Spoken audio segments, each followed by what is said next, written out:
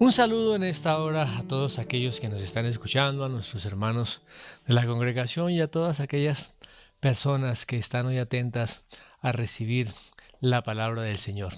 Hemos venido estudiando el Evangelio de Marcos y hoy vamos a estar compartiendo en el capítulo 9 del verso 9 al verso 13, donde dice así la palabra del Señor.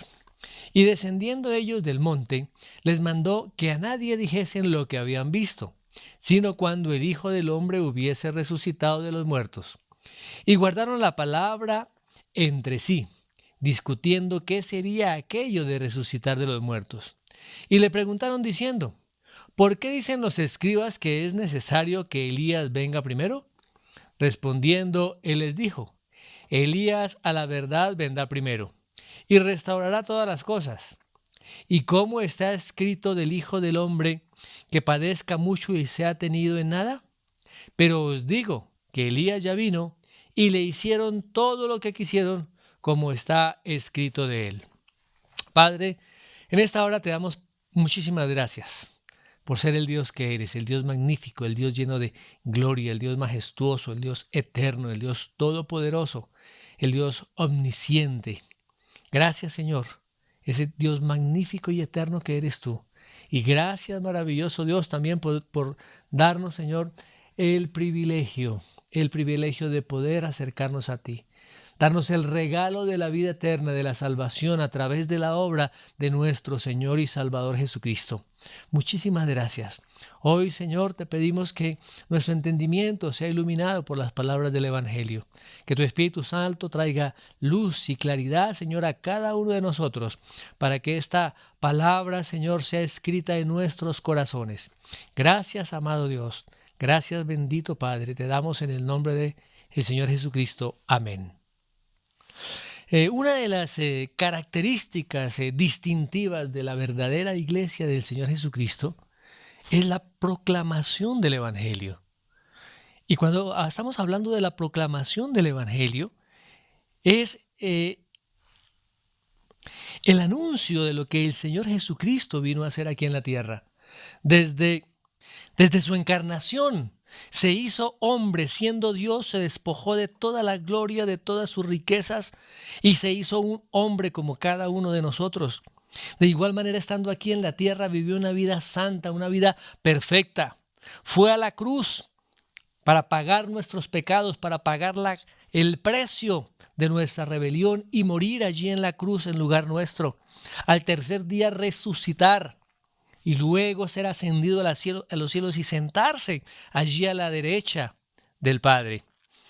Ahora, los apóstoles y los discípulos del Señor, desde un comienzo ellos comenzaron a declarar estas verdades. Su tema constante de predicación precisamente era la cruz de Cristo, la resurrección de Cristo. Y esta proclamación comenzó el mismo día de Pentecostés. Ahora, el apóstol Pedro, allí en Hechos capítulo 18, él declara esta palabra. Dice así la palabra del Señor: pero Dios ha cumplido así lo que había antes anunciado por boca de todos sus profetas, que su Cristo había de padecer. De igual manera es mencionado allí en el libro de los Hechos de los Apóstoles, cuando Pablo predica en Tesalónica. Dice así en el capítulo 17 versos 2 y 3. Y Pablo, como acostumbraba, fue a ellos y por 3 días de reposo discutió con ellos, declarando y exponiendo por medio de las Escrituras que era necesario que el Cristo padeciese y resucitase de los muertos, y que Jesús, a quien yo os anuncio, decía él, es el Cristo. Y en la carta que el apóstol Pablo dirige allí a los Corintios, en la primera carta, capítulo 1, verso 18, dice así la palabra del Señor: porque la palabra de la cruz es locura a los que se pierden, pero a los que se salvan, esto es, a nosotros, es poder de Dios. Y miremos también el verso 22 del mismo capítulo de Primera de Corintios capítulo 1. Dice, porque los judíos piden señales y los griegos buscan sabiduría, pero nosotros predicamos a Cristo crucificado, para los judíos ciertamente tropezadero y para los gentiles locura, mas para los llamados, así judíos como griegos, Cristo, poder de Dios y sabiduría de Dios.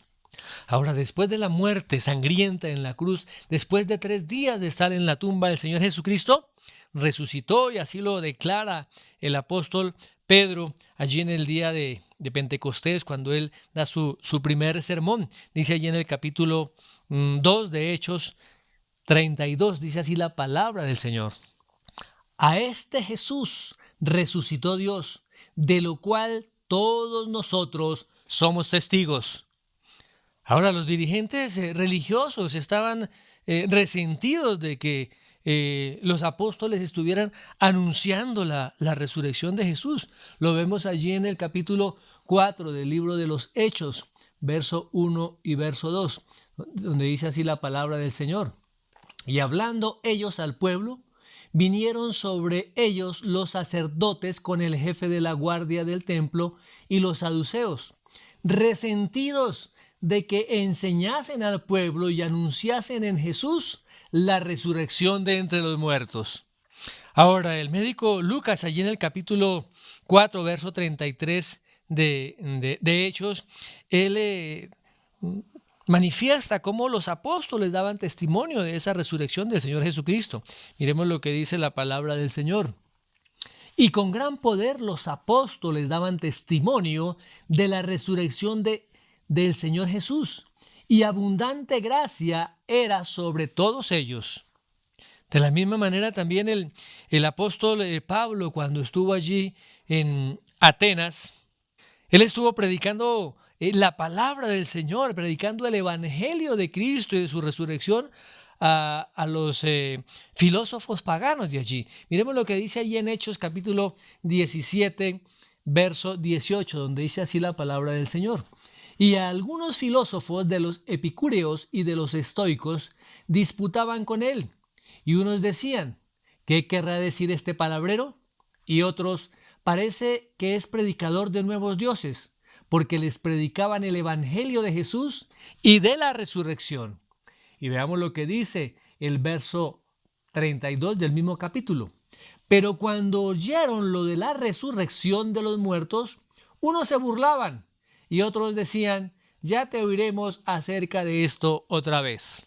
También cuando Pablo estuvo frente al rey Agripa allí en juicio, Pablo testificó de esa convicción de que el Señor Jesucristo tendría que padecer y luego tendría que resucitar de los muertos.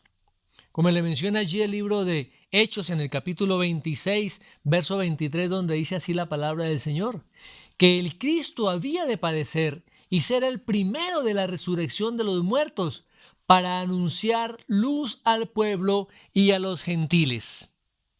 Y en cuanto a la importancia de la resurrección de Cristo, el mismo apóstol Pablo les escribe a los Corintios, allí en su primera carta, en el capítulo 15, del verso 12 al verso 20, donde dice así la palabra del Señor. Pero si se predica de Cristo que resucitó de los muertos, como dicen algunos de entre vosotros que no hay resurrección de los muertos, porque si no hay resurrección de muertos, tampoco Cristo resucitó. Y si Cristo no resucitó, vana es entonces nuestra predicación, vana es también nuestra fe. Y somos hallados falsos testigos de Dios, porque hemos testificado de Dios que el que resucitó a Cristo, al cual no resucitó, si en verdad los muertos no resucitan. Porque si los muertos no resucitan, tampoco Cristo resucitó. Y si Cristo no resucitó, vuestra fe es vana, aún estáis en vuestros pecados. Entonces también los que durmieron en Cristo perecieron.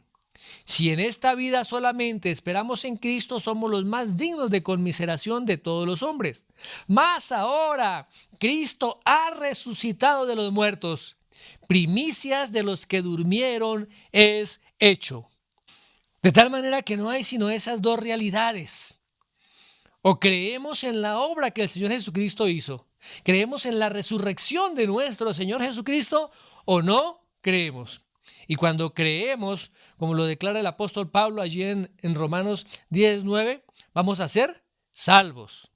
Donde dice así la palabra del Señor: si confesares con tu boca que Jesús es el Señor y creyeres en tu corazón que Dios le levantó de los muertos, serás salvo. Y el verso 10 dice: porque con el corazón se cree para justicia, pero con la boca se confiesa para salvación. Ahora, ante la inminente situación de la cruz, tanto los apóstoles como los discípulos y seguidores de Cristo encontraron esta noticia algo repulsiva, algo desagradable. No podían aceptar la idea de que el Señor Jesucristo muriera. Por eso el Señor comenzó a enseñarles, como dice allí en el capítulo 8 del Evangelio de Marcos, versos 31 y 32, donde dice así la palabra del Señor. Y comenzó a enseñarles que le era necesario al Hijo del Hombre padecer mucho y ser desechado por los ancianos, por los principales sacerdotes y por los escribas, y ser muerto y resucitar después de 3 días. Esto les decía claramente. Entonces Pedro le tomó aparte y comenzó a reconvenirle. Como vimos en la charla anterior, ese evento de la transfiguración, lo que ocasionó en Pedro era que él quería que el Señor pasara por alto la cruz y estableciera el reino mesiánico de manera inmediata. Pero el Señor Jesús más tarde también enseñaba a sus discípulos y les decía allí en el capítulo 9 del mismo Evangelio de Marcos, versos 31 y 32, donde dice así la palabra del Señor. Porque enseñaba a sus discípulos y les decía: el Hijo del Hombre será entregado en manos de hombres y le matarán, pero después de muerto resucitará al 3er día. Pero ellos no entendían esta palabra y tenían miedo de preguntarle. De la misma manera, cuando él y sus discípulos se acercaban a Jerusalén en la última semana de la vida del Señor Jesucristo, él les dice allí en Marcos 10, 33 y 34. Dice: he aquí subimos a Jerusalén y el Hijo del Hombre será entregado a los principales sacerdotes y a los escribas, y le condenarán a muerte y le entregarán a los gentiles, y le escarnecerán, le azotarán y escupirán en él y le matarán, mas al 3er día resucitará. Ahora, los apóstoles parece que hicieron caso omiso a esta enseñanza que vez tras vez el Señor Jesucristo les estaba dando. Y los apóstoles se mantenían enfocados en la gloria del reino, como indica la petición de Jacobo y Juan, que querían lugares prominentes allí en el reino de Dios. Ahora, el evento de la transfiguración pues añadió a ese enfoque resuelto sobre el reino prometido, porque Pedro, Jacobo y Juan pues vieron a Jesús en su gloria Shekinah junto a Moisés y a Elías en cuerpos glorificados. Ahora, en la forma en que los discípulos pensaban, pues no había allí un lugar para que el Mesías fuera muerto y resucitara. Ellos creían pues lo que los escribas le habían enseñado al pueblo y por lo tanto pues tenían esa misma creencia que el pueblo. Según ellos, pues el Mesías vendría para vencer y para juzgar a sus enemigos, para traer la salvación al pueblo judío y para poner a Israel en un lugar de preeminencia, de supremacía mundial sobre las demás naciones. De tal manera que después de destruir a todos los enemigos de Israel y de Dios, establecería su reino terrenal de justicia, de paz, de conocimiento. Sería adorado, derramaría bendiciones de vida sobre el mundo y aplastaría toda apariencia de maldad. De tal manera que cuando los discípulos oyeron de que Jesús iba a sufrir, que iba a ser arrestado, que iba a ser maltratado y que iba finalmente a ser asesinado y que luego de 3 días iba a resucitar, ellos no podían aceptarlo. O sea, esto era como una piedra de tropiezo para ellos. Era un pensamiento aterrador, era un pensamiento perturbador. No lo podían aceptar. Ahora, pero era evidente para los discípulos del Señor Jesucristo que los eventos que iban a ocurrir no eran con respecto o de acuerdo más bien a las expectativas y a las esperanzas mesiánicas que ellos mismos tenían. Ahora, los dirigentes judíos, los sacerdotes, fariseos, escribas, saduceos, todos aquellos que se suponía que eran las personas que estaban mejor calificadas, que tenían mayor conocimiento para reconocer al Mesías, lo habían rechazado y lo buscaban para matarlo. Ahora, había muchísima gente curiosa en cuanto al Señor Jesucristo. ¿Mm? Lo escuchaban, incluso veían sus milagros, pero no estaban convencidos, no se habían convertido, no habían creído en Él como el Mesías. Incluso algunos se atrevieron a preguntar: Señor, ¿son pocos los que se salvan? Allí en Lucas 13:23. De tal manera que muchos de los seguidores de Cristo, de esos seguidores superficiales, lo estaban abandonando. No querían negarse a sí mismos. No querían tomar, como el Señor Jesucristo lo dijo, negarse a sí mismo, tomar su cruz y seguirlo a Él. No querían sufrir por causa del nombre de Jesús y mucho menos obedecerle.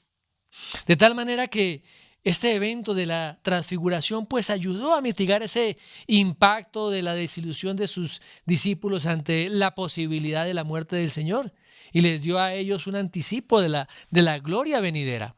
De tal manera que este evento de la transfiguración, ese evento allí cuando el Señor toma un cuerpo glorificado, cuando aparece Moisés, aparece Elías y finalmente viene la declaración del Padre, la voz del cielo: este es mi Hijo, a Él oíd. Evidencian plenamente que Jesucristo es el Hijo de Dios. De tal manera que después de este evento tan importante como es la transfiguración, el Señor comunica a sus discípulos nuevamente la importancia de su muerte. Así es que veámoslo. Miremos en los versos 9 y 10 del capítulo 9 de Marcos. Dice así: y descendiendo ellos del monte les mandó que a nadie dijesen lo que habían visto, sino cuando el Hijo del Hombre hubiese resucitado de los muertos. Y guardaron la palabra entre sí, discutiendo qué sería aquello de resucitar de los muertos. Ahora, después de este evento de la transfiguración, el Señor Jesucristo, junto con los 3 discípulos que él había ido, Pedro, Jacobo y Juan, dice la palabra que descienden del monte. O sea, ellos acababan de tener una experiencia que los llenó de ese gozo santo, que los llevó a postrarse sobre sus propios rostros. Estaban abrumados por esa gloriosa presencia de Dios. Y después de todo esto, el Señor los tranquiliza de una manera compasiva y juntos bajan a la parte del pie del monte. Y en la medida que ellos bajaban, pues intentaban procesar cuál era el significado de esa majestuosa experiencia, de esa escena que ellos acababan de presenciar. Pues podemos imaginarnos que ellos estaban al principio callados, pues sobrecogidos aún de asombro, de terror. De tal manera que la fe de ellos en Jesús había sido confirmada por lo que habían visto y oído, y los convenció de que Él era el Mesías, el Hijo de Dios. De tal manera que para los discípulos la identidad del Señor Jesucristo estaba totalmente clara. Ellos tenían la certeza en sus corazones de que Jesucristo era el Hijo de Dios. Ahora, pues la fe de ellos sería probada. Por ejemplo, cuando arrestaron al Señor Jesucristo y comenzaron a enjuiciarlo. Algunos, en el caso por ejemplo de Pedro, lo alcanzó a negar y otros lo abandonaron. Pero finalmente ninguna amenaza, ninguna desilusión, humillación ni deshonra o sufrimientos que tuvo que pasar el Señor Jesús o tuvo que pasar o tuvieron que pasar sus mismos discípulos, haría dudar de que Él era el Mesías, el Hijo de Dios. Ahora, en la medida que los discípulos junto con Jesús descendían de allí del monte, fíjese que el Señor les mandó, dice la palabra, les mandó que a nadie dijesen lo que habían visto, sino cuando el Hijo del Hombre hubiese resucitado de los muertos. O sea que estas órdenes, o esta orden más bien que el Señor Jesús daba a sus discípulos, el mismo Señor Jesús en algunas otras ocasiones dio las mismas órdenes de que no dijeran a nada a nadie. Ahora, ¿y cuál era el propósito precisamente de dar estas órdenes? Pues era evitar que la proclamación del Evangelio se hiciera de manera incompleta. Porque la verdad central del Evangelio pues es la muerte y la resurrección del Señor Jesucristo. No era el que Él viniera a sanar a los enfermos, no era que Él viniera a resucitar a los muertos o a manifestar su gloria divina. Y difundir estas cosas pudo haber desviado la atención de las personas acerca del próximo sufrimiento de Cristo. Y Él les da una clara instrucción: pueden hablar de esto después que el Hijo del Hombre hubiese resucitado de los muertos. O sea que lo que Él estaba diciendo que era obvio que Él había venido a morir. Y con su muerte pues vencer al pecado y a la muerte, no a los romanos. Ahora, los discípulos obedecieron la orden del Señor, no como algunos anteriormente que no le hicieron caso al Señor Jesús. Y dice allá en Lucas 9:36 que los discípulos callaron. Dice así la palabra del Señor: y cuando cesó la voz, Jesús fue hallado solo y ellos callaron. Y por aquellos días no dijeron nada a nadie de lo que habían visto. Y dice la palabra allí en Marcos 9, verso 10, que ellos guardaron entre sí la palabra del Señor, discutiendo qué sería aquello de resucitar de los muertos. Ahora, no es que ellos no supieran qué era la resurrección. Habían visto al mismo Señor Jesucristo resucitar de entre los muertos a varias personas, a Lázaro, a la hija de Jairo. Incluso ellos también lo habían hecho. Y lo vemos allí cuando el Señor Jesús le da la misión a los 12, allí en Mateo capítulo 10, verso 8, donde dice: sanad enfermos, limpiad leprosos, resucitad muertos, echad fuera demonios, de gracia recibisteis, dad de gracia. A ver, por los datos del Antiguo Testamento, pues los discípulos también entendían que había una resurrección.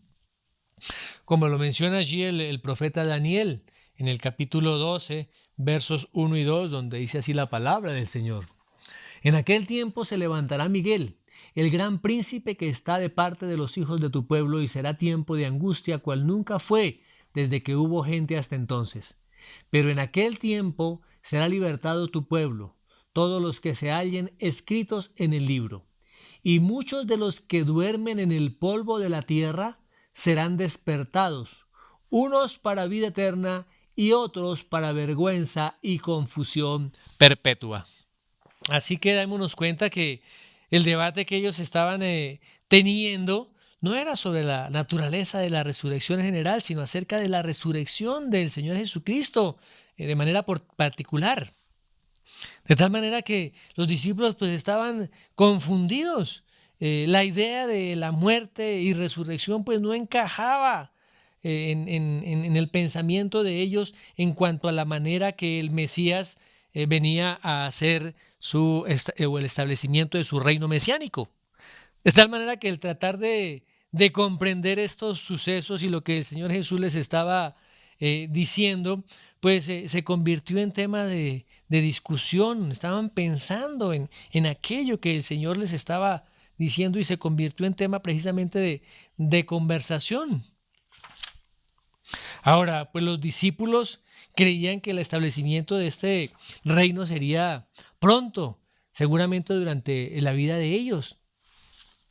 De tal manera que estaban tratando de ajustar la muerte y la resurrección de Jesús dentro de la creencia de que el reino ya era inminente. Incluso lo siguieron creyendo después de que el Señor fuera resucitado y que Él estuviera aquí hablándoles 40 días. Lo vemos allí en el capítulo 1 del libro de los Hechos, verso 3, donde dice así la palabra del Señor: a quienes también después de haber padecido, se presentó vivo con muchas pruebas indubitables, apareciéndoseles durante 40 días y hablándoles acerca del reino de Dios. Y vemos en el versículo 6 cómo estos discípulos pues le preguntan, ¿no? Mire lo que dice el verso 6. Entonces los que se habían reunido le preguntaron diciendo: Señor, ¿restaurarás el reino a Israel en este tiempo? Ahora es una pregunta que es pues comprensible, porque el Señor les estaba hablando acerca del reino, el reino de los cielos, del reino de Dios. Y los discípulos pues esperaban que la venida de ese reino fuera inminente. Muy bien, continuamos con nuestro texto de Marcos 9, 11 y 12. Dice: y le preguntaron diciendo: ¿por qué dicen los escribas que es necesario que Elías venga primero? Respondiendo, él les dijo: Elías a la verdad vendrá primero y restaurará todas las cosas. ¿Y cómo está escrito del Hijo del Hombre que padezca mucho y sea tenido en nada? Ahora, los discípulos no estaban preparados, no estaban listos para aceptar el sacrificio del Señor Jesucristo, su sufrimiento, el derramamiento de su sangre y la muerte en la cruz.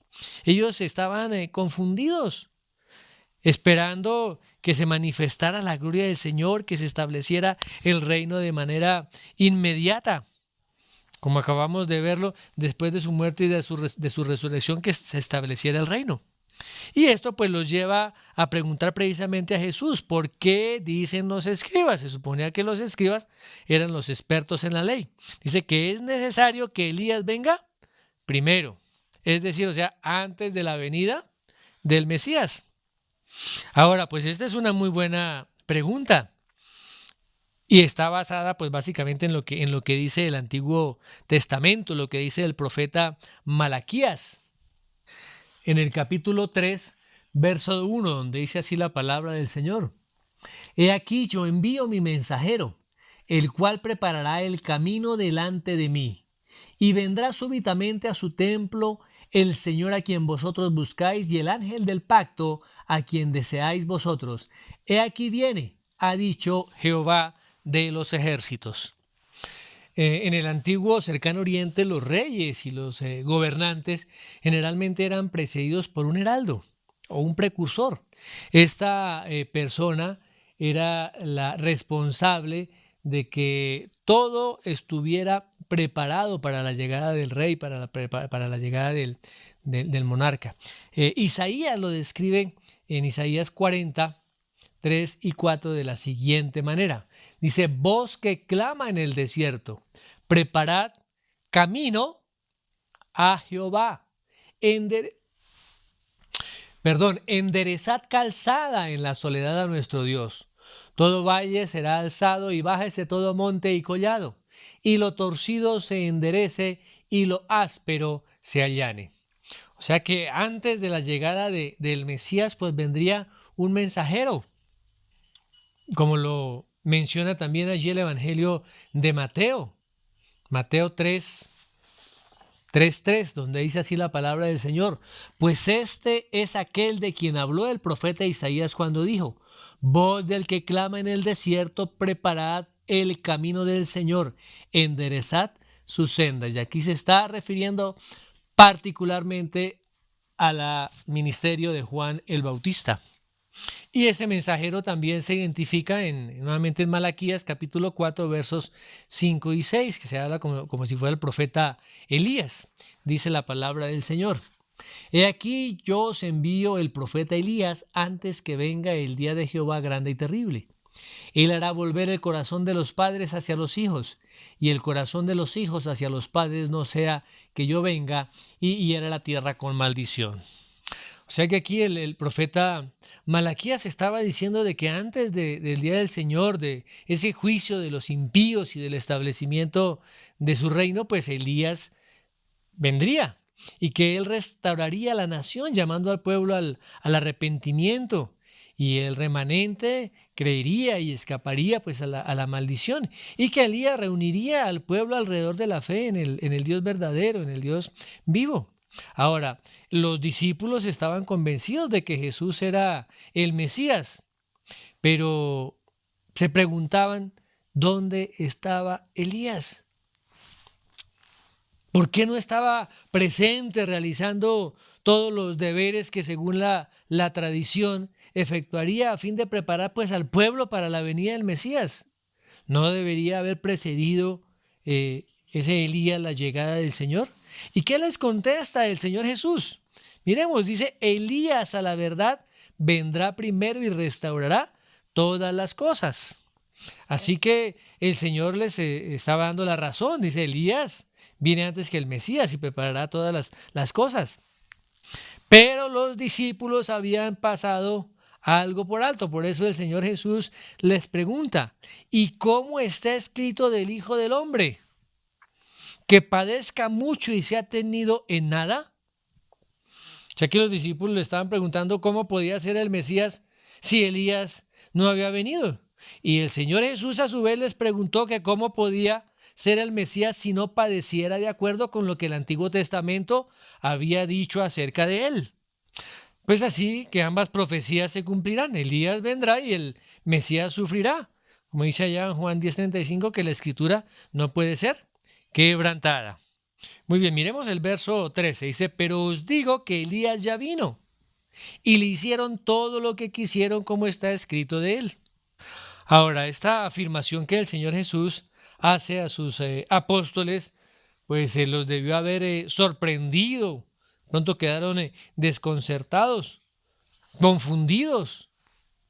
Ahora, literalmente Elías no había regresado, pero el Señor se estaba refiriendo a aquel, como dice la palabra, que vino con el espíritu y el poder de Elías, como lo dice allí en su evangelio Lucas capítulo 1, verso 17. Dice así la palabra del Señor, e irá delante de él con el espíritu y el poder de Elías, para hacer volver los corazones de los padres a los hijos y de los rebeldes a la prudencia de los justos, para preparar al Señor un pueblo bien dispuesto. Ahora, este que vino con el espíritu y el poder de Elías fue Juan el Bautista. Ahora, hubo sorprendentes similitudes entre los dos profetas, tanto de Juan y de Elías. Miremos lo que dice Segunda de Reyes, capítulo 1, verso 8, con respecto a Elías. Dice así la palabra del Señor. Y ellos le respondieron, un varón que tenía vestido de pelo y ceñía sus lomos con un cinturón de cuero. Entonces él dijo, es Elías Tisbita. Y con respecto a Juan, lo vemos allí en Marcos, capítulo 1, verso 6, donde dice así la palabra del Señor. Y Juan estaba vestido de pelo de camello y tenía un cinto de cuero alrededor de sus lomos y comía langostas y miel silvestre.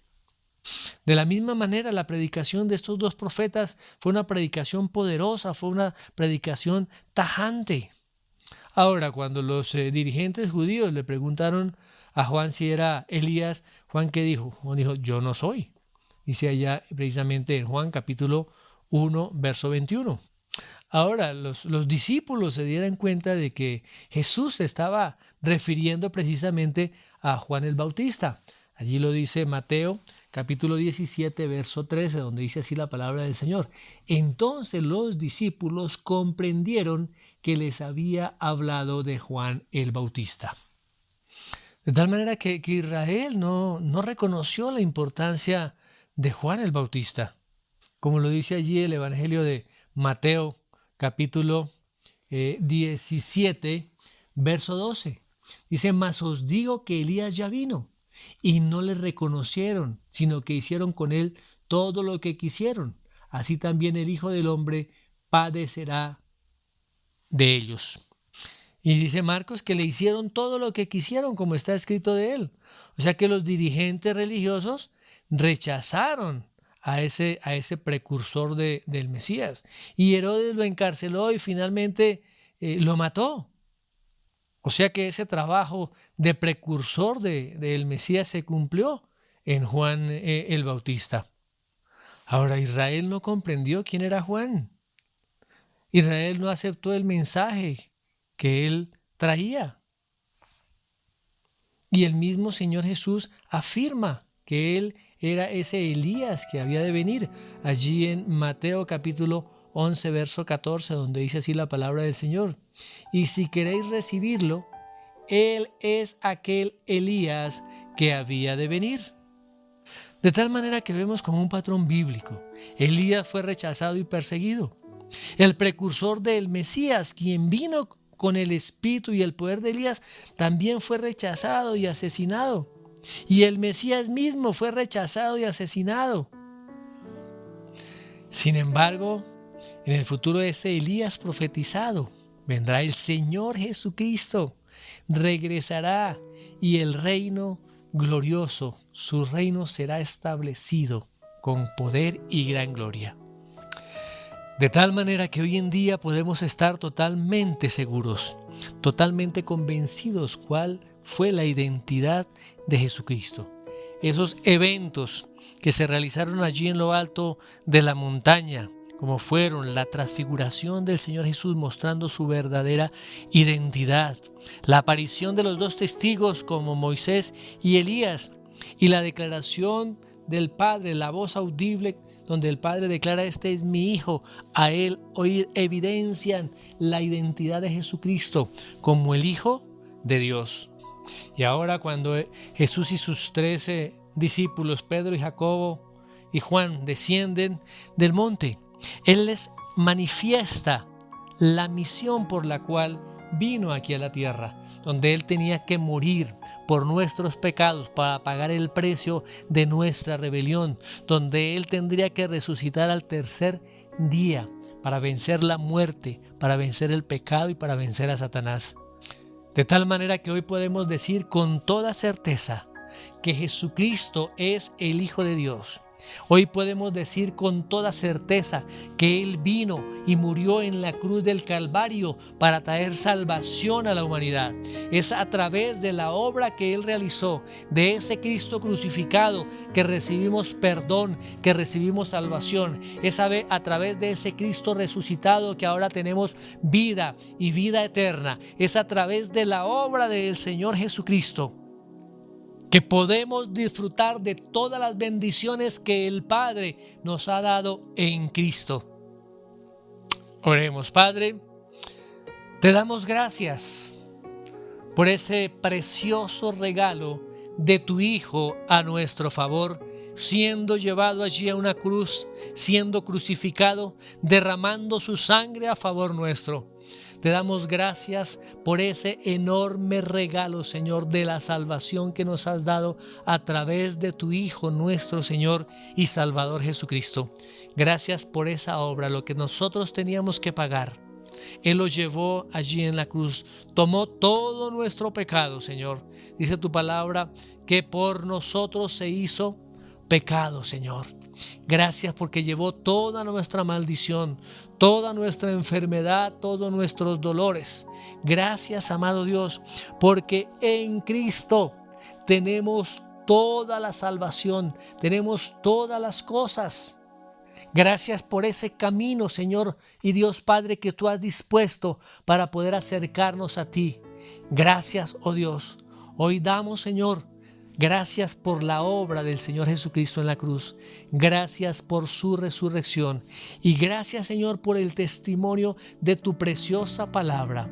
Y gracias porque escribes esa palabra en nuestros corazones por medio de tu Espíritu Santo, Señor, quien trae luz y entendimiento a cada uno de nosotros. Hoy, Señor, te agradecemos, te bendecimos, te exaltamos. En el nombre de Jesús. Amén.